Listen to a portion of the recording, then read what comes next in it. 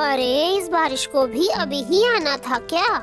और ये कालू जी हैं जो सुबह से दाने की खोज में घर से निकले हुए हैं और अभी तक घर को नहीं लौटे। लगता है आज तो मुझे भूखा ही मारने का इरादा है उनका। तभी वहाँ पर एक चील आ जाता है और कौवे के घोंसले के बाहर आकर बैठ जाता है। बारिश के कारण ना तो मैं कोई शिकार कर सका और ना ही मैं अपने घर पहुंच पा रहा हूँ।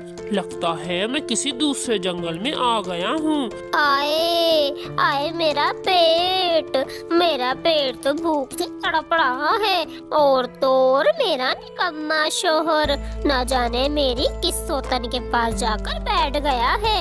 आओ तो सही आज आप कालू जी घर, आज आप मेरे हाथों से नहीं बचने वाले। तभी कौवा भी अपने घर को आ जाता है। चील को देख कौवे के तो तोते ही उड़ जाते हैं। अरे बाप रे बाप, आगे चील पीछे घर, अब जाए तो जाए किधर जाए कौवा भाई। कालू कौवा बिल्कुल खामोश होकर चील के सामने बैठ जाता है, मगर चील को कौवा नजर नहीं आता क्योंकि चील की नजर कमजोर थी और उसे अंधेरे में कुछ भी नजर नहीं आता था। लगता है ये चील अंधा है, अंधा, जिससे इतना बड़ा कौवा नजर नहीं आ रहा।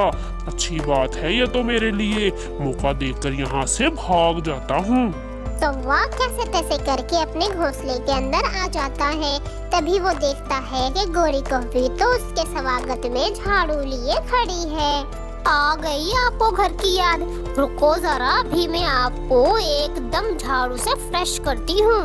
रुको रुको गोरी रुको, मुझे बाद में पीट लेना, पहले मेरी बात गौर से सुनो। अब सुनने और सुनाने को बचा ही क्या है? दाना लाने को कहकर न जाने किधर से गुलछड़े उड़ा कर आ रहे हो आप। अरे मेरी माँ, अब तुम चुप भी कर जाओ। बाहर एक शिकारी चील बैठा है, उससे अगर हमारे यहाँ होने की भनक लग गई ना तो वो तो हमें कच्चा ही चबा जाएगा। क्या आप मुझे ये बात अब बता रहे हो?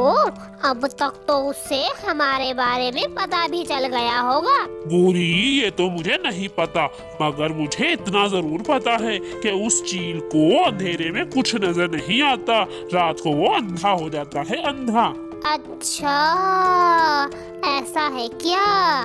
तो अब चलो आप मेरे साथ, इस चील को तो आज इसकी नानी याद दिलाती हूँ मैं। ना बाबा ना, गोरी चुपचाप घोंसले में ही बैठी रहो। क्यों तुम बिन बुलाई मौत को दावत दे रही हो? सुनो जी, आपने चलना है तो चलो, नहीं चलना तो कायरों की तरह घोंसले में ही छुप कर पड़े रहो। फिर गोरी कभी झाड़ू लिए उस चील पर हमला कर देती है और फिर उसकी खूब धुलाई करती है। वो चील दुम दबाकर वहाँ से रफू चक्कर हो जाता है। बहुत बढ़िया गोरी, बहुत बढ़िया। क्या सबक सिखाया है तुमने इस चील को? अपनी वाह वाह अपने पास रखो मेरे डरपोक कालू जी। कौवों से पिटपुटा कर फिर वो चील अपने घोंसले में आ जाता है। क्या हो गया है जी आपको? किधर से पिट कर आ रहे हो? आपकी ऐसी हालत किसने की है? कितनी दफा मैंने आपसे कहा है कि अंधेरे में घर से बाहर ना निकला करें। हाय रे मेरी शीला, मुझे बहुत पीटा है उन दुष्ट कौवों ने। ओ जी, अब अपना रोना धोना बंद कीजिए। आप एक चील हो, चील होकर रोते हुए अच्छे नहीं लगते। सुबह होने दीजिए, हम दोनों मिलकर उन पक्षियों से उसका बदला जरूर लेंगे। वो नहीं जानते उन्होंने किससे पंगा लिया है।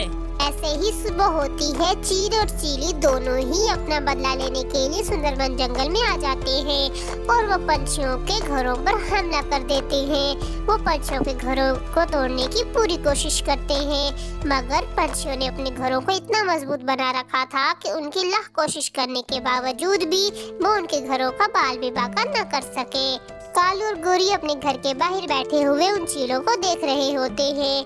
कुछ ही देर में चील और चीली दोनों ही कौवे के घर के बाहर आ जाते हैं।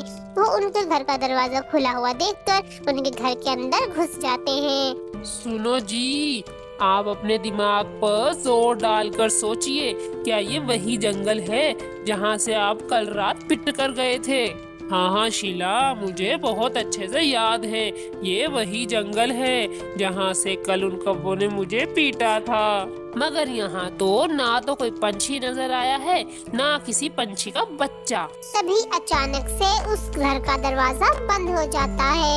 ये देख चीली बोलती है, कौन है बाहर? किसने ये दरवाजा बंद किया है? किसमें इतनी जुर्रत जो हम चीलों से पंगा ले रहा है? दरवाजा खोलो, मैंने कहा दरवाजा खोलो। अरे ओ चील, ये दरवाजा खोलने के लिए थोड़ी ना बंद किया है। अब तुम दोनों की इस जंगल से हमेशा हमेशा के लिए छुट्टी। ऐसा कहकर कालू और गोरी उस घर को आग लगा देते हैं और सुंदरवन जंगल के सभी पंछियों की जान बचा लेते हैं। प्यारे दोस्तों, अगर आपको हमारी आज की वीडियो पसंद आई है तो वीडियो को लाइक कर दें और चैनल को भी सब्सक्राइब कर लें। और आप अपना हमें फीडबैक देना मत भूलिएगा।